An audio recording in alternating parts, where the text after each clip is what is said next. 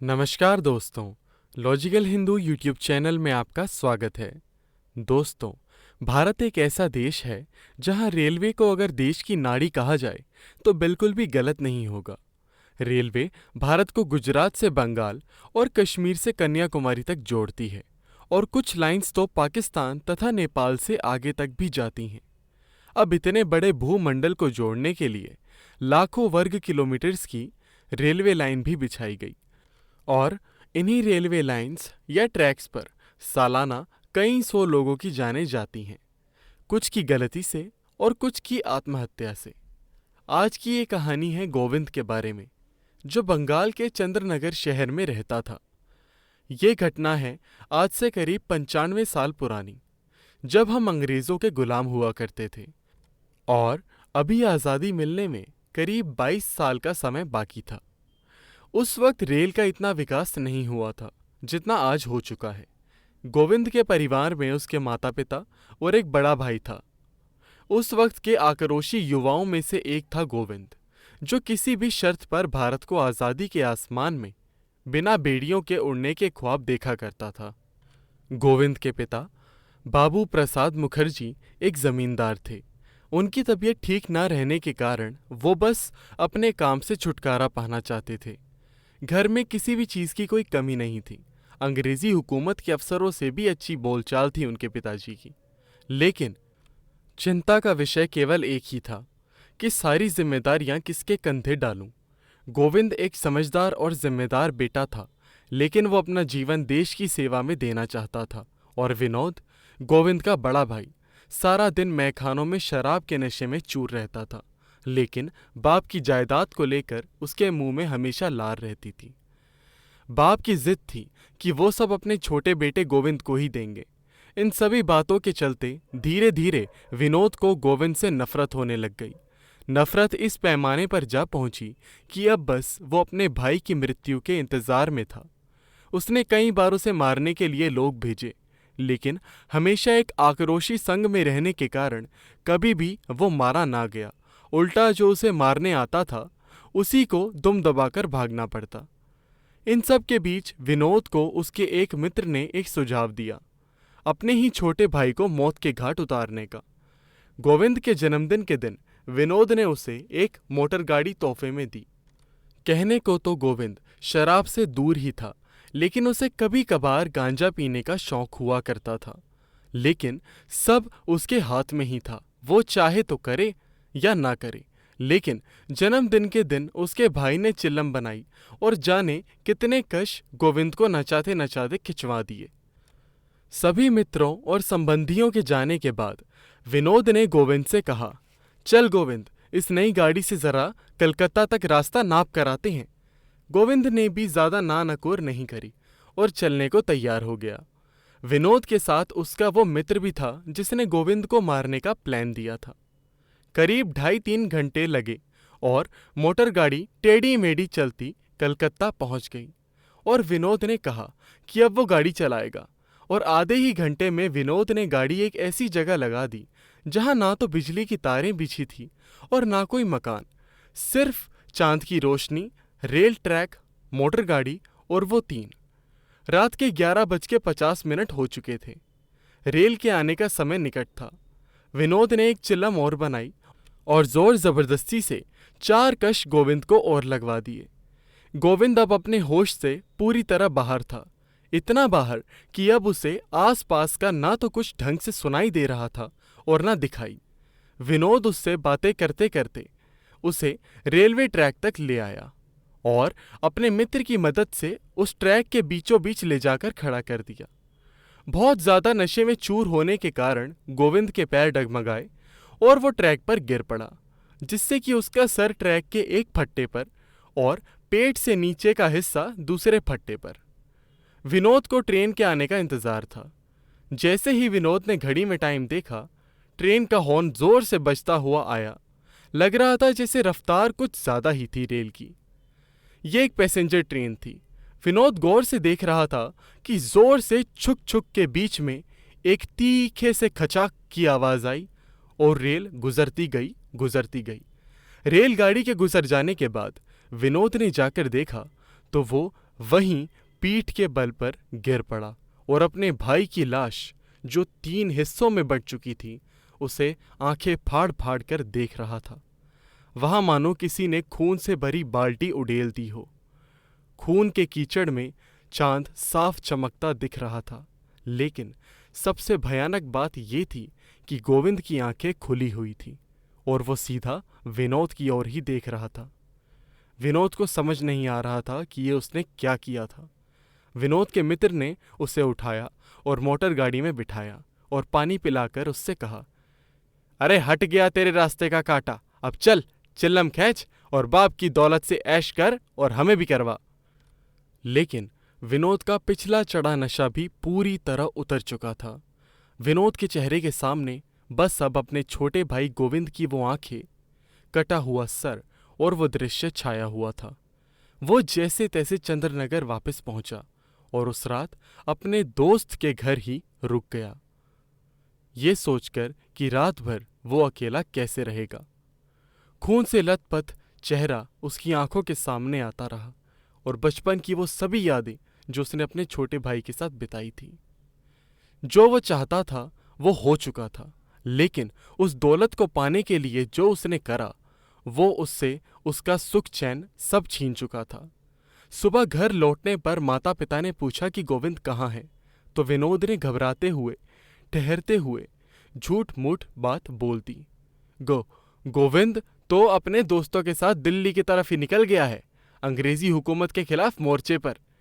क्या कह रहा था, अब लौटेगा नहीं जब तक आज़ादी नहीं मिल जाती। ये कहकर वो झट से अपने कमरे में चला गया। माता पिता को कोई संदेह नहीं हुआ, क्योंकि गोविंद पहले भी ऐसा कई बार कर चुका था। अब विनोद को लगातार वो चेहरा दिखने लगा, जिस वजह से उसके मन में खुद को लेकर घृणा ने जन्म ले लिया था। अभी 2 ही दिन हुए थे कि उसके मित्र की नौकरी हैदराबाद में निजामी खाते घर में लग गई और वो चला गया। दोस्त के जाने के बाद विनोद बहुत ही अकेला पड़ गया। अब उसने मैं खाने जाना बंद कर दिया और सारा दिन अपने आप को कमरे में बंद करे रखता। जब चीज़ें हाथ से बाहर जाने लगी तो उसने किसी से इस बारे में बात करने की सोची, लेकिन कौन?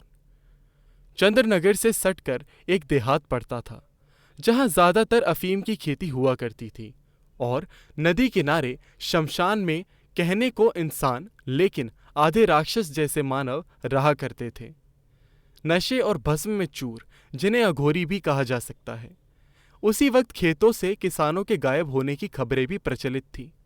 कहा जाता था कि ये शमशान में रहने वाले लोगों का काम है, लेकिन अघोरी किसी मनुष्य को मारकर नहीं खाते।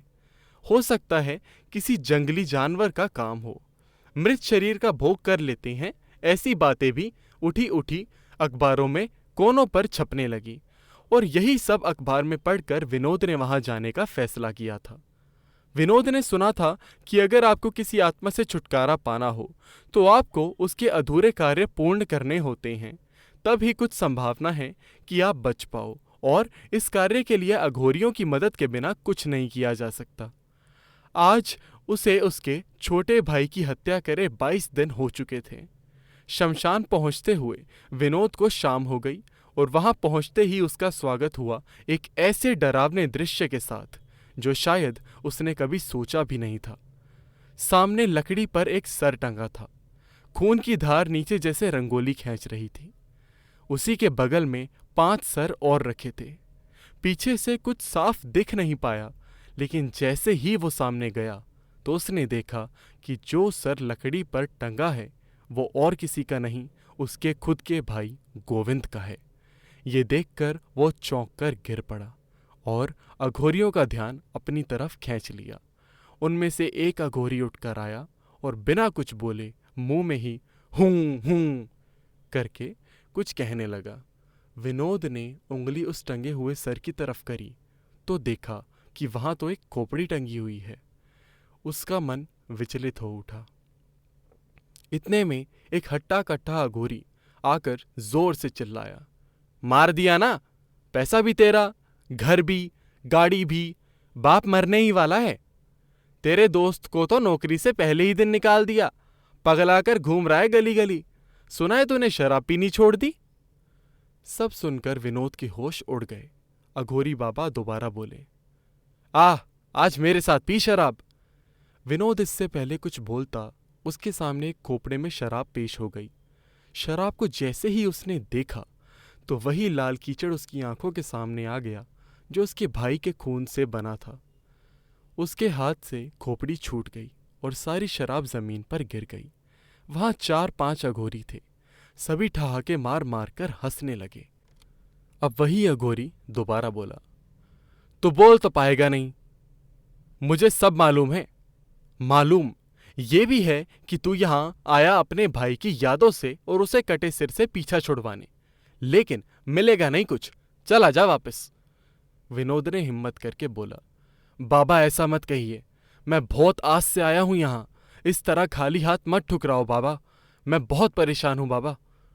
अघोरी अपना मस्ती में मांस मदिरा का भक्षण करता रहा और विनोद की तरफ एक मांस का लोथड़ा फेंक दिया और बोला, ले उठा और इसे खा ले। वो मांस किसी जानवर का नहीं था, ये तो साफ था। जैसे ही विनोद ने वो टुकड़ा उठाया, उसमें से जोर की बास आने लगी। विनोद ने मना कर दिया खाने को। फिर अघोरी बोला, देख, तुझे मेरी जरूरत है, मुझे नहीं। जो कहता हूं कर और आदत डाल ले। अगले 5 दिन तीनों पहर यही मिलेगा खाने को। खाना है खा, नहीं तो घर वापस चला जा।